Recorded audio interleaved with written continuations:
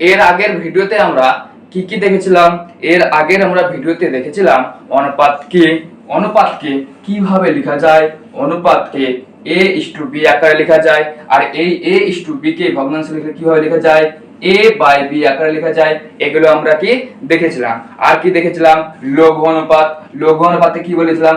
যদি পূর্ব পদ উত্তর পদের চেয়ে কি হয়, ছোট হয়, অর্থাৎ এ পদটা বি পদের চেয়ে ছোট হয়, তাহলে তাকে আমরা কি বলেছিলাম? লঘু অনুপাত কি বলেছিলাম? কি বলেছিলাম? লঘু অনুপাত। আর একটা কি বলেছিলাম?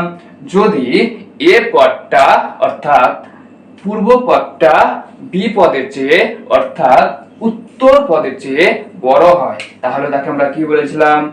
গুরু অনুপাত। তাহলে তাকে আমরা কি বলেছিলাম? গুরু অনুপাত। কমপ্লিট। আর কি দেখেছিলাম? সামান্যপাত ও সমানুপাতের মধ্যে তুলনাগুলো দেখেছিলাম। এবার দেখো, এবার আমরা কি দেখলাম? লঘু অনুপাত দেখলাম আর গুরু অনুপাত দেখলাম। কি দেখলাম? লঘু অনুপাত দেখলাম আর গুরু অনুপাত দেখলাম। তাহলে আমরা ধরে নিলাম একটা লঘু অনুপাতের উদাহরণ, মানে এখানে কি এ পদটা ছোট হতে হবে, তার মানে ধরে নিলাম একটা উদাহরণ 2:3। দেখো এখানে এ পদটা ছোট, বি পদটা বড়, তার মানে কি এটা লঘু অনুপাতের উদাহরণ। এবার এই লঘু অনুপাতটাকে ভগ্নাংশে কিভাবে লেখা যায়? 2/3 আকারে লেখা যায়। দেখো দুটা প্রথমে আছে, দুটা উপরে গেল, আর তিনটা পরে আছে, তাই তিনটা কি এসে গেল? নিচে গেল। 2/3 আকারে লেখা হলো। এবার বলো, উপরে ছোট নিচে বড়, তো নিশ্চয়ই এটা মানটা ভ্যালুটা কি হবে? একের চেয়ে কি হবে? ছোট হবে। একের চেয়ে কি হবে? একের চেয়ে ছোট হবে। তার মানে এখান থেকে আমরা কি সিদ্ধান্ত নিতে পারলাম?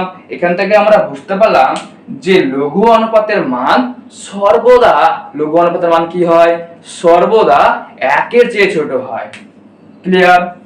লঘু অনুপাতের মান, লঘু অনুপাতের মান কি? লঘু অনুপাতের মান সর্বদা একের চেয়ে ছোট। আর একটা কি দেখলাম? গুরু অনুপাত। তাহলে গুরু অনুপাতে কি বলেছিলাম? এ পদটা বি পদের চেয়ে বড়, তাই ওইভাবে আমরা একটা গুরু অনুপাতের উদাহরণ দেখি। তাহলে কি 3:2। তাহলে 3:2 কে কিভাবে লেখা যায়? 3/2। দেখো উপরে যদি 2 থাকতো আর নিচে 2 আছে, তাহলে 2 কেটে 1 হতো, কিন্তু উপরে 3 আছে, তার মানে কি 2 এর থেকে 3টা বড়, তার মানে কি অনুপাতের এই ভগ্নাংশে যেটা মান আসবে সেটা কি একের চেয়ে বড় আসবে। তাহলে কি আমরা ডিসাইড করলাম? একের চেয়ে বড়। তাহলে এখান থেকে কি বুঝতে পারলাম? গুরু অনুপাতের মান সর্বদা কি হবে? একের চেয়ে বড় হবে। কি বুঝতে পারলাম? গুরু অনুপাতের মান, গুরু অনুপাতের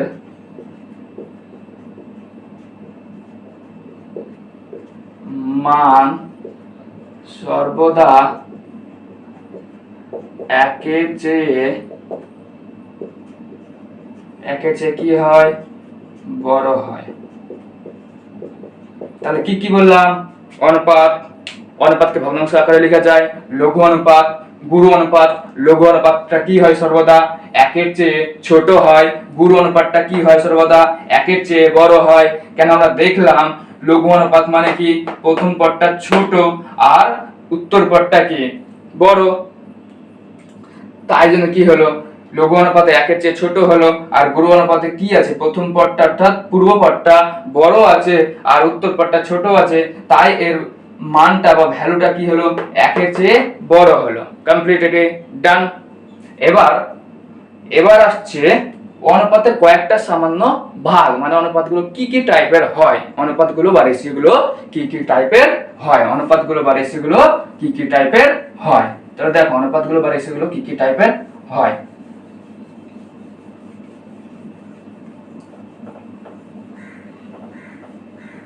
এক নম্বরে আসছে সামান্যপাত। আমরা কালকে এটা দেখেছিলাম। এক নম্বরে কি আসছে? সামান্যপাত। কি আসছে? সামান্যপাত। সমানুপাত, সমানুপাতে কি বলে? Equal ratio. কি বলে? Equal ratio. তারপরে 2 নম্বরে কি আসছে? ব্যস্ত অনুপাত। কি আসছে? ব্যস্ত অনুপাত। ব্যস্ত অনুপাত মানে কি? Inverse ratio. কোন রেশিও? Inverse ratio. এই ব্যস্ত অনুপাতকে আবার একটা কি বলে? বা বিপরীত অনুপাতে বলে। ব্যস্ত অনুপাতকে কি বলে? বিপরীত অনুপাতে বলে। কি বলে? বিপরীত অনুপাত। কমপ্লিট। তাহলে কি বললাম? 1 সমানুপাত, সমানুপাতকে ইংরেজিতে কি বলে? Equal ratio. 2 ব্যস্ত অনুপাত, ব্যস্ত অনুপাতকে ইংরেজিতে কি বলে? Inverse ratio. বা ব্যস্ত অনুপাতকে আরেকটা কি বলে? বিপরীত অনুপাত। আরেকটা কি বলে? বিপরীত অনুপাত। কমপ্লিট। আর একটা ভাগ আছে মিশ্র অনুপাত।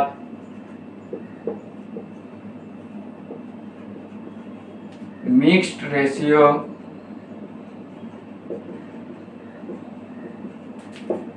বা একে আবার কি বলে? বা একেই বলে যৌগিক অনুপাত।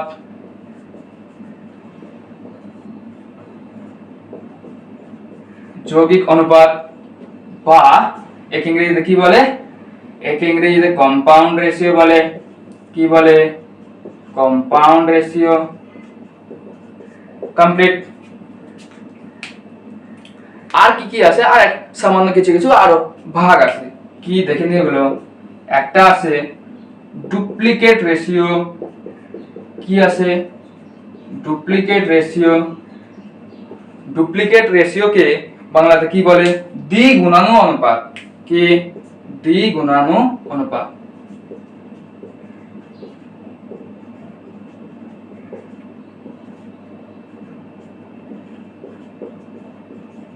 কি বলে? দ্বিগুণানু অনুপাত। এবার ডুপ্লিকেটেরই আবার সাব ডুপ্লিকেটও হয়। তাহলে কি হয়? Sub duplicate. Sub duplicate ratio.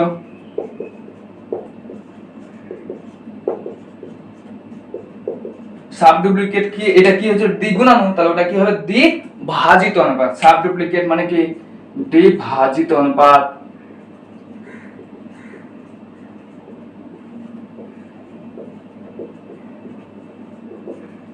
তারপর আর কি? এবার আছে ডুপ্লিকেট হলো। এবার ডুপ্লিকেট, এবার তাহলে কি হবে? ট্রিপ্লিকেট অনুপাত। ট্রিপ্লিকেট রেশিও।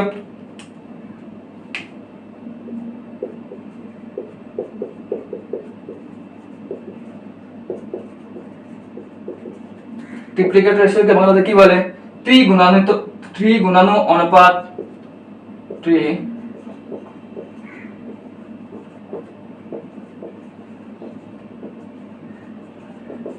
এবার ট্রিপ্লিকেটের আবার সাব আসবে। তাহলে সাব ট্রিপ্লিকেট। কি? সাব ট্রিপ্লিকেট।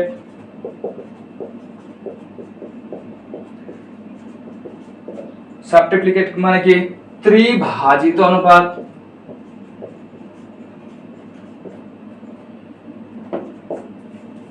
কম্পিউটার কি কি বললাম? 1 সমানুপাত, 2 ব্যস্ত